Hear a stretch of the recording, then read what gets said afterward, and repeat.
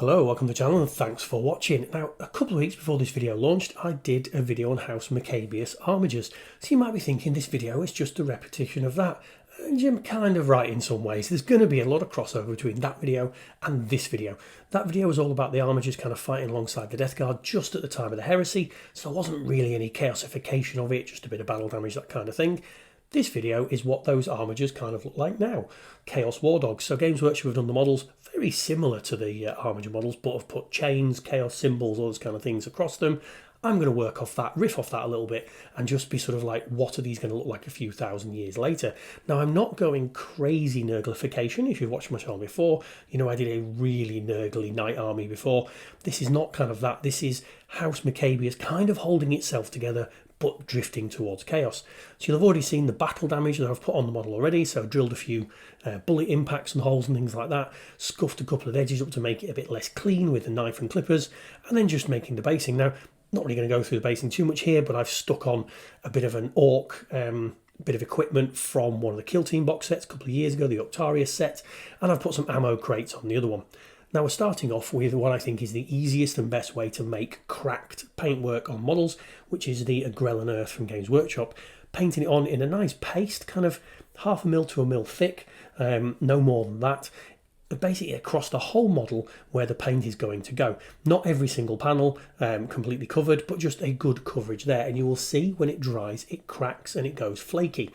Moving on, once it's completely dry, onto the metallics. Now, you've noticed already, I spray all my 40k models, not all, that's an exaggeration, in some sort of metallic. In this case, this is lead belcher. Black spray first, lead belcher over the top. It saves rafts of time when you're doing 40k models. The other thing as well is what you can do in sort of damage effects and things is you can leave the metallic showing through while you're painting, so it looks like damaged armour, etc. So time saving. But working on the Retributor armour, as you've seen there, onto all the brass areas across the model, and then working on the base. That's a strange order. If you watch my previous video on these, I kind of went from the metallics, then onto the actual paintwork on the model. So in this case, I'm moving on to the base. Now, why is that? I mean, honestly, when you're painting, it doesn't really matter what order you do things in, as long as you keep your paint water clean, so you're not mixing metallics into standard paints, and you just keep kind of doing that thing. Really, for me, the reason I went from doing the metallics on the models onto doing the kind of base cobbles, and then in this case here, the ammo crates that are on there, is time. Doing these in batch paints, paint for an hour or two a night kind of thing, don't watch a lot of telly, and really it's about what I can finish in the time I'm giving myself to paint that evening, and kind of you got a rough idea of what you can get achieved. And I like to have used the colour on both models to then move on to the next one after. So that's kind of why really it's all about the kind of timing of the paintwork. You can see the paint there on the wet palette just in the corner. So I do work off a wet palette, so I could come back to it later, but I do like to finish like a little set, a little mini batch, if that makes sense, using the paints. So I kind of do like to do, you know, models in an order, and I generally will, but I will break that order because I like to feel that sense of achievement of finishing, you know, I've done all the red on the models, or I've done all the green, or whatever it is here. Now you can see as I'm painting now the, I think this was like a piece of mining equipment on the Octarius terrain from Kill Team, and I de-orcified that so I could mix it in with my Necromunda terrain and things without having orc symbology on it. This piece has been knocking around for a while, so it'll be funny to put on the base. You can see as I'm doing it that I'm not covering every last part of the metal. So I'm painting the red on here and leaving big patches of the metal underneath showing through, because that'll represent battle damage nice and easy. And as I said before, this is the real benefit of spraying with that lead belcher, is it cuts down so much of the painting time. If you were to start off with this black undercoat on here, you'd be spending so much time painting the metal areas that I think you'd probably double the time you would spend on this model. Now moving on to the base here, doing this little bit of beastie brown onto that texture paste you saw me putting on here. Now I've not gone to absolute town on these bases. I've just done the cobblestone piece that I do with a cobblestone roller and stuff, and it's going to match my army together, kind of in that scheme. And just a few little pieces on the base. You could obviously go into a huge amount of detail on the base. I like to have enough detail to make a bit of character, make it a bit visually interesting without having to spend, you know, hour and hour upon the base, because you absolutely could.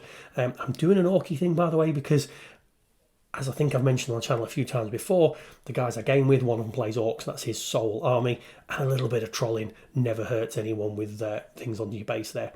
Moving on to the Abaddon Black, pipes and cables and things. I'm going to do the gun casings in red, and I completely forgot. I don't know why. In this stage of the model, you'll see here the gun casings aren't red, and then all of a sudden they appear red because I realised I moved on to the black and I'd forgotten about doing the weapon casings. But I'm just doing cables in black, nothing too drastic. I did consider doing the weapon casings in black to make it a little bit darker, but I'd done the weapon casings on the House Makabius from 30k in red, so I thought I'd do the same thing. Now, the banner that hangs from the waist, I'm doing this in flesh colour because I want to kind of do it at the end as kind of, it's a stripped skin banner kind of thing. So just painting it in flat flesh, but obviously you could do this any colour you want. And I did consider doing it in purple because my Death Guard colour scheme themselves with their kind of robes and things like that are done in purple. And I thought I could do purple to tie it together, but I thought no, a bit of a flesh banner is going to look a bit interesting, looks a bit gory, adds just a bit of something different to the model there. Now, I'm taking the same brown I used for the base, that beastie brown, onto the couple of wood spikes that stick out of the model. Ordinarily, I might have used a totally different brown to make it a little bit more like wood realistic kind of thing, but time saving, the brown was already on the wet palette. I thought, do you know what, I'm just going to do this, and it really won't make too much of a difference, and in fact, you'll probably barely notice anyway in the kind of the murk and the muck. So that's what I did. Now moving on to what in the previous video was the kind of second stage after doing the metallics, and that's normally how I'd paint these models. I would normally do the Retributor armour kind of brass area, then I'd start working on the armour, and the base tends to come near the end or maybe somewhere in the middle, but moving on to it last. Now this is German Field Grey, which is a Vallejo paint scheme, Vallejo colour. You could use any grey, and there are a couple of good Games Workshop greys, and I still never have managed to find an official House Makabius grey colour scheme online. If there is one, let me know. Now what I'm doing here, and moving on to the bone colour onto the shoulders here, is being very careful when I go across where the Grell and Earth was. Because if you just stab it, you're going to flake the paint off. You're also going to fill in the cracks, and we don't want to do that. So you can see here, not a lot of paint on the brush, spreading it quite thinly across the model so that I don't disturb that Grell and Earth too much, and it will still have cracks and flakes and those kind of things. So when you go in, just be careful if you're going to do this cracked armour effect, because you don't want to stab into it and fill the gaps almost in there. Now you will do naturally, some gaps will get filled, but you want to try and kind of avoid that. Now, when all that's dried, a little bit of typhus corrosion, this little bit of a rust effect.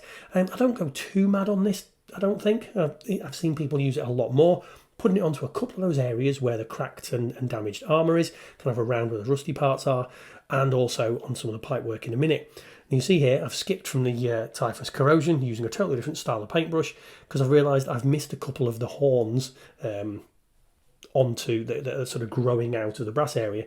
Now, because I do paint on a wet palette, so simple, quick move of the brush, and then go back to covering up the kind of horns on that model there before changing brushes again and going back to the typhus corrosion. Now you will see me doing two different styles of brushes when I'm going through. One's a kind of synthetic brush that I'm using here. I've done a video on my channel a long time ago, Rosemary & Co brushes, and I use these for kind of metallics and any kind of technical paints because it doesn't kind of trash the brush too much. And then I'll go into the sable paint brushes when I'm doing sort of standard paints, or in this case kind of the wash. So moving between brushes when I'm doing different kind of paints, just an FYI there. Now when all the paints on the model are completely dry, it is now time for the dirty ink wash. Now this is a Vallejo Sepia game wash.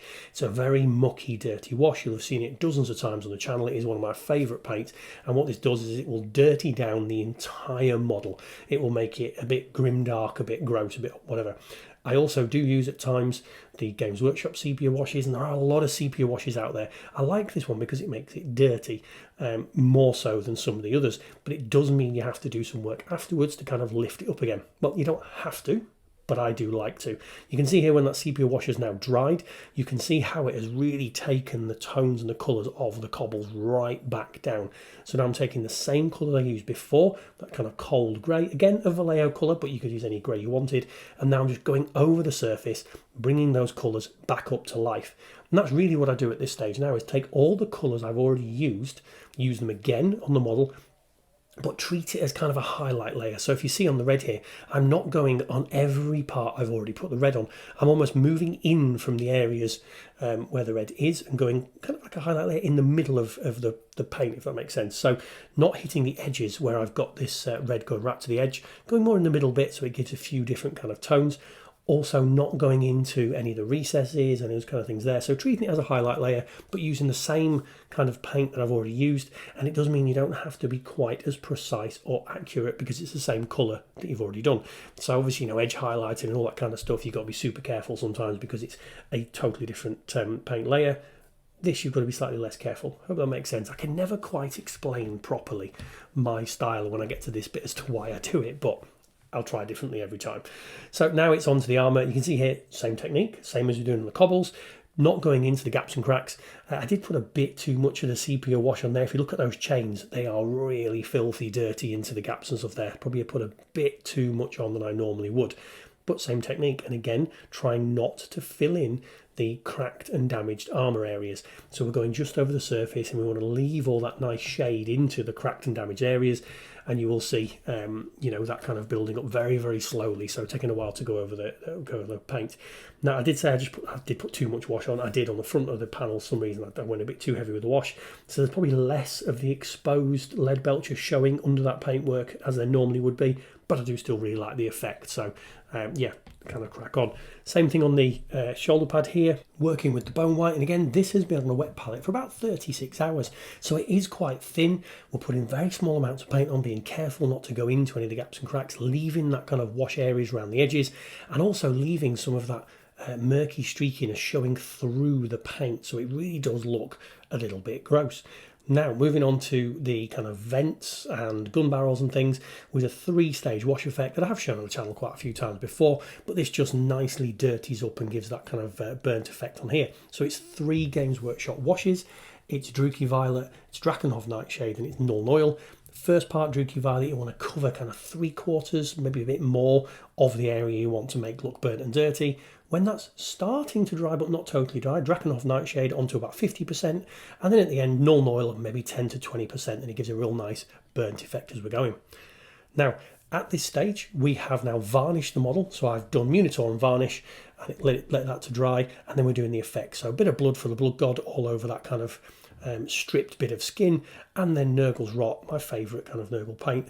Don't really put any on the models in this occasion because the models aren't too Nurglified, but it's more about on the base to make it tie together. So why do I do these two technical paints after the varnish? Well, I have found that technical paints, if you varnish on top of them, they lose all the cool effects. You know, the blood of the blood god suddenly stops becoming shiny and blood-like, and the Nurgle's Rot just goes completely dull. So I always do that after varnishing.